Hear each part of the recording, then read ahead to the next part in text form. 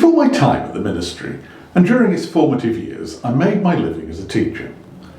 I worked in mainstream UK schools, then decided that seeing as I was a fully fledged human being and not some sort of mentally subnormal pig abuser, I deserved better.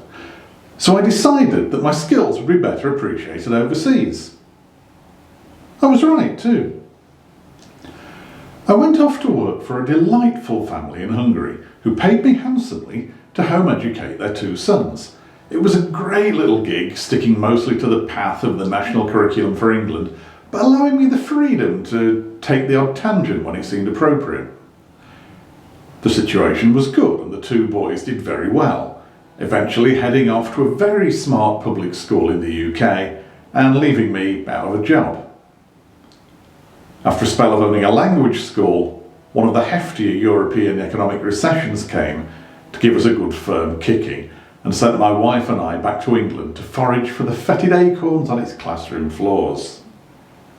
Going from complete independence and an environment of inspiration and learning to being told to every day by some little scrope with a scraggly ponytail was not a great deal of fun. So the family and I, now 3 strong, packed our bags and set sail for Southeast Asia. The society in this part of Southeast Asia, which I'm still reluctant to name, is built around respect stemming from strong cultural and religious traditions. So the children there were as delightful as children can be. They still witted on about nothing for hours on end, and the boys still smelt of crisps, a global phenomena yet to be explained by science. But behaviour was rarely an issue, and nobody told me to f even once. Well, certainly not in a language that I understood, and that was enough for me. Their lack of aggression and any sense of entitlement was matched only by their utter lack of learning. Try as I might to have my little wards speak English, they steadfastly refused to do it. It was clear that most of them understood the language after a period of nurture, but it was virtually impossible to get them to utter much more than a single word. And that with their hands covering their mouths and their eyes virtually glued to the desk. This was the same nationwide, and there was much consternation over such failings among the powers that be. But no effective solution to the problem was ever reached. This policy and that policy came and went, incentives and penalties were proffered, experts were brought in and sent away again. Staff training was so plentiful that many teachers forgot where they lived and had to sleep in the stock cupboard, but still, nothing changed. It was at this point that I figured out the problem, and with a complete understanding of it rooted firmly in my mind, I quit teaching and came back to England. Was I being selfish? Well, no, not really, because the understanding I reached was this: there isn't a solution. The results that we want an education system to bring have never and will never be achieved. They are ideals in the vein of the perpetual motion machine. It would be lovely if it worked, but it doesn't, and there's nothing we can do about it. Well, now I'm out of the field, I can explain why I've got poo on my boots. The simple answer is that teaching to national goals is an impossible task. It simply cannot be done. And here's the evidence. Every so often, and much more regularly than most of us would prefer, we are treated to a new teaching strategy. We all complain about the goalposts being moved and so on, but the constant changing of approach tells us something.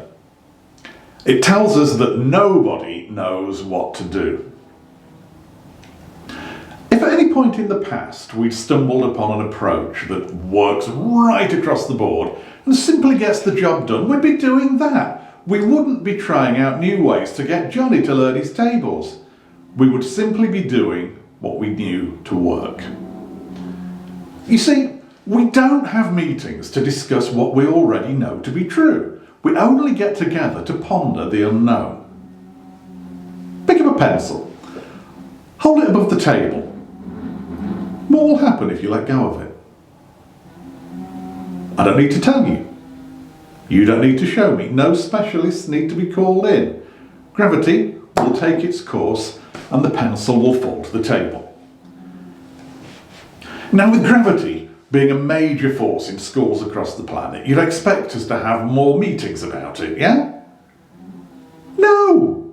No, you wouldn't, because we know what it does and there is no reason to discuss it. If, of course, we needed our pencils to start floating upwards, you can guarantee that there would be a meeting about it in the staff room after school next Tuesday. And we would continue to have meetings until either pencils started floating upwards, or we gave up on the idea, or the world ended. Sound familiar? Of course, we care a lot more about our children than we do about floating pencils, although I will definitely be getting one if they crack it. And we're a lot less keen to throw in the towel and walk away.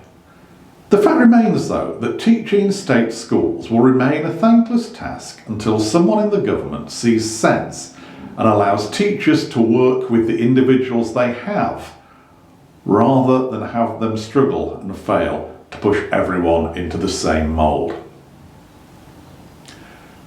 When will they see sense?